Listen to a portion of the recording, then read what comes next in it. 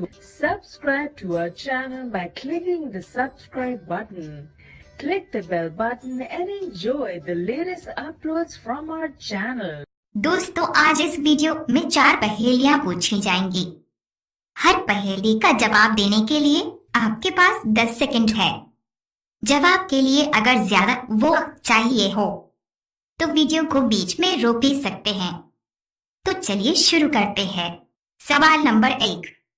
सारे दुनिया की करूं मैं सैर, जमीन पे रखता नहीं पैर, रात अंधेरी मेरे बगैर, बताओ क्या है मेरा नाम।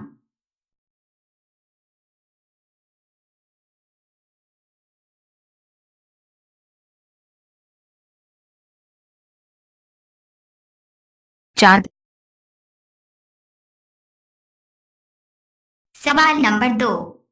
ऐसी कौन सी चीज है जिसे हम पानी के अंदर खाते हैं?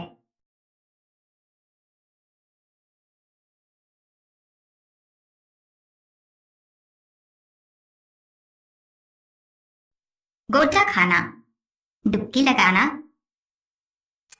सवाल नंबर 3।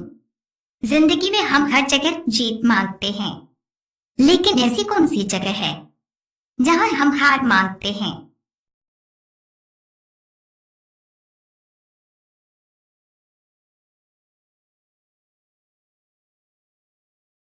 फूल की दुकान पर। सवाल नंबर 4।